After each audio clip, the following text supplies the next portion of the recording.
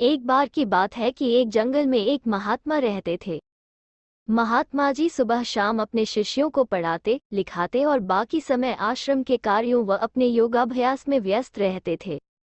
खाने के लिए जंगल से कंदमूल शिष्य ले आते और नदी से पानी की व्यवस्था जुटा लेते। इस तरह महात्मा जी का जीवन बड़ी ही सुख शांति और आनंद में कट रहा था। लेकिन महात्मा जी का एक शिष्य श्वेतांक बड़ा ही चंचल स्वभाव का था। महात्मा जी उसे अच्छे से जानते थे। जब तक किसी काम में लगा रहता वो शांत रहता है, लेकिन जैसे ही बेकार हुआ उसके मन में तरह तरह के विचार आने लगते थे। वो हमेशा भक्ति को छोड़कर आसक्ति के पीछे भागने के सपने संजोता रहता था। आखिर एक दिन उसने अपने मन की माया को महात्मा जी के आगे कह ही सुनाई। शिष्य बोला, गुरु जी, आप दिन भर यहाँ एक जगह बैठे रहते हैं, आपका मन कैसे लगा रहता है? चलिए एक दिन नगर घूम आए, वहाँ बड़े बड़े राजे महाराजे आपके शिष्य बनेंगे। बड़े बड़े महलों में प्रसाद ग्रहण करने को मिलेगा।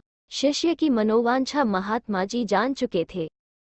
महात्मा जी बोले, देख श्वेतांक, मैं तो यहीं पर मस्त हूँ, लेकिन अगर तुझे जाना है नगर तो जा सकता है। शिष्य बोला, गुरु जी, अकेले जाएंगे तो अच्छा नहीं लगेगा और हमें कोई जानता भी तो नहीं। आप साथ चलते तो बाजार भी घूम लेते और कुछ सामान भी खरीद लाते।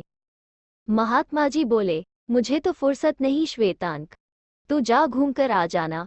तुझे बाजार से जो चाहिए हो मेरा नाम लेकर बोल देना। श्वेतांक अकेला ही नगर को चल दिया। नगर में प्रवेश करते ही बड़ी बड़ी अट्टालिकाएं देखकर श्वेतांक अचंभे से उन्हें देखने लगा। सब कुछ अच्छे से देखकर वो आगे ही आगे बढ़ा जा रहा था। तभी उसकी दृष्टि मुस्कुराती हुई एक सुंदर युवती पर पड़ी। श्वेतांक एक ब्रह्मचारी था। युवती को देखते ही कामदेव उसकी आंखों से प्रवेश करके हृदय में बैठ चुका था। युवती के विचारों ने कुकल्पनाओं को और अधिक हवा दे दी। श्वेतांक अब वासना की भूख को मिटाने के लिए छटपटाने लगा। वो अब योग जप तप सब भूल चुका था। कामदेव के आगे ब्रह्मचर्य की क्या मजाल। श्वेतांक अब उस सुंदरी को पाना चाहता था। जब श्वेतांक उस युवती के महल के मुख्य द्वार पर पहुंचा तो उसकी सेविका बाहर आई और बोली, बोल ब्रह्मचारी, क्या चाहिए?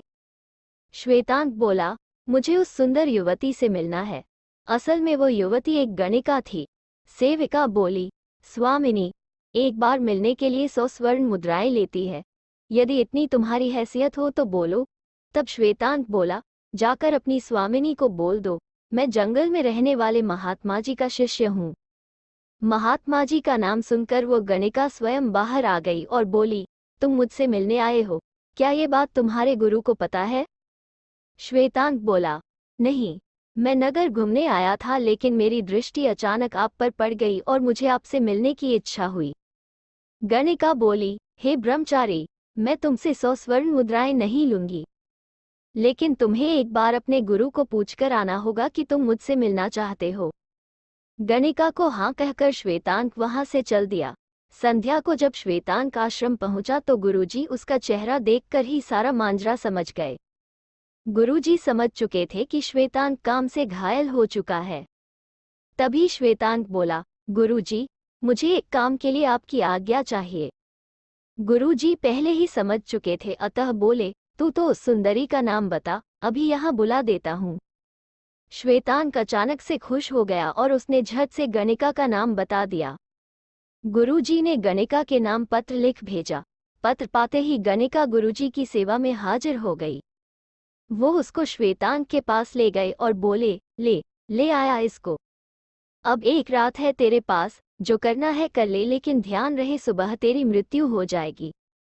गुरुजी गणिका को श्वेतांक के पास कुटिया में छोड़कर बाहर आकर सो गए।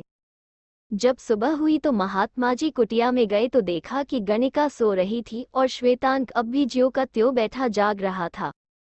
महात्मा जी ने पूछा, अरे श्वेतांक, यूं पत्थर की तरह क्यों बैठा है? तेरी बड़ी इच्छा थी ना? श्वेतांक गुरुजी को दंडवत प्रणाम करते हुए बोला, माफ कीजिए गुरुजी, किंतु रात भर मैं मृत्यु के बारे में ही सोचता रहा, इसलिए कुछ न कर सका। मृत्यु के डर से वासना का भूत छू मंतर हो गया। तब महात्मा जी बोले, जब सुबह मृत्यु आएगी, ये जानकर तेरा रात्रि का आनंद गायब हो गया तो मुझे तो पता भी नहीं। मेरी मृत्यु कब आ जाए। ऐसे में मैं सांसारिक भोगों के पीछे कैसे भाग सकता हूँ। इसलिए मैं अपना सारा समय योगाभ्यास में लगाता हूँ। शिष्य श्वेतांग को अब वास्तविकता समझ आ चुकी थी। अब वह भी पूरे मन से ज्ञानार्जन और योगाभ्यास में लग गया। शिक्षा, हर कार्य के लिए एक निश्चित समय होता है, इसलिए जो समय के साथ चलते हैं वही सुखी रहते हैं। विद्यार्थी का जीवन के तपस्वी का जीवन होना चाहिए। उसे सांसारिक भोग, वासनाओं से यथासंभव दूर ही रहकर ब्रह्मचर्य पूर्वक शारीरिक और मानसिक रूप से मजबूत बनना चाहिए। कहानी पसंद आए तो चैनल को लाइक, शेयर और सब्सक्राइब करें। धन्यवाद।